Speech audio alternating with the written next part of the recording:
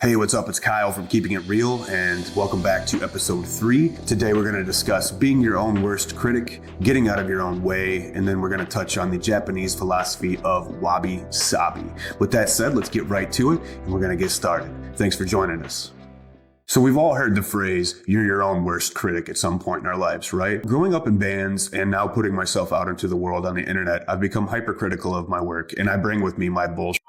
I hyper-focus on the details, I compare myself to others, and I rarely take the time to appreciate my accomplishments. Often I think I'm the only thing standing in my way. So what do I mean by that? And maybe it's better if I give you an example. Recently I started taking photo walks to different parts of the city, on the weekends or just when I have some free time to kind of clear my head.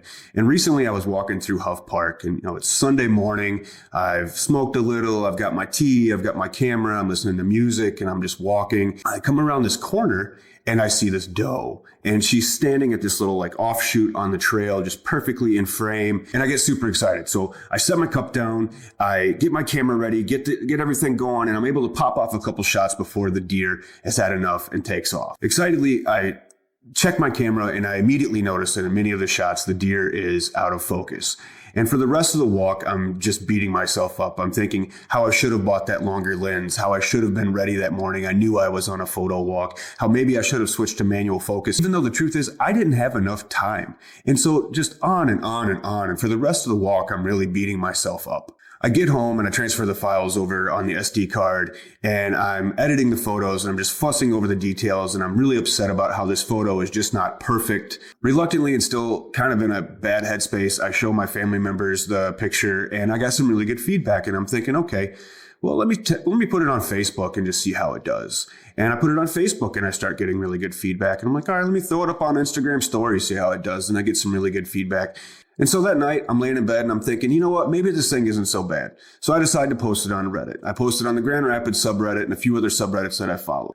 This photo, the photo that I was upset about, the photo that I almost didn't post, the photo that I felt was a good photo and not a great photo became easily the most highest engaged piece of content that I've ever put out since I started this journey in content creation and photography. And had I stayed in my head about it, I would have never known how many people could appreciate my work. In preparation for this episode, I went in search of answers and I found an article on Psychology Today by author Dennis Palumbo. And towards the end of the article, I think he really sums up the true meaning of getting out of your own way. He says, getting out of your own way means being with who you are moment to moment, whether you like it or not, whether or not it's easy or comfortable, familiar or disturbing, and then creating from that place. Take a minute here and let that sink in. What exactly does that mean? To me, it means accepting you for you, including your flaws, and then creating from a genuine place, because genuine is truly the best place that you could possibly ask for.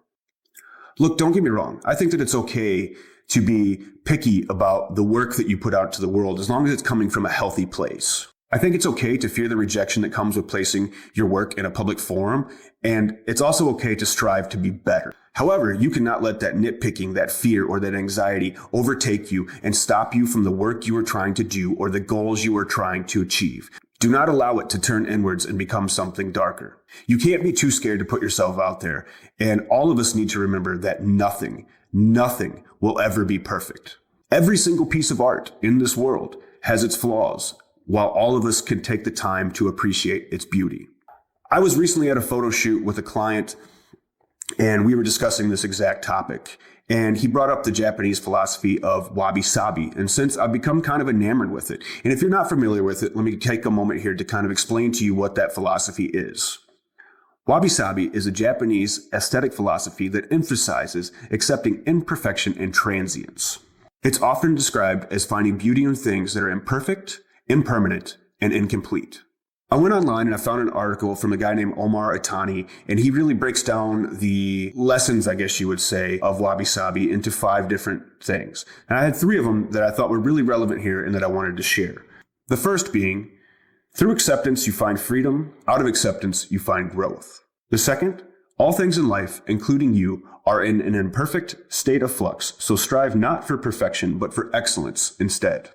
The third, appreciate the beauty of all things, especially the great beauty that hides beneath the surface of what seems to be broken. The truth is, nothing is ever going to be perfect, but we can find acceptance in that if we allow ourselves to. And by practicing that acceptance, we open ourselves up to experiencing our work and the world in a more positive light. I know that going forward, I'm really going to work on accepting mistakes, reframing negative situations, and honestly trying to stop chasing perfection. What are you going to do? My advice? Start taking it easy on yourself. Stop standing in your way and start building your future. So I thank you for joining us. This is obviously from our new studio. I've been really excited about this. I've been working really hard to build this. I hope that you've enjoyed this content. I'm going to be really trying to be more consistent about getting these episodes out on a weekly basis. If you liked what you saw today, please hit that subscribe button. We really appreciate it. And we'll catch you next time on Keeping It Real. Peace.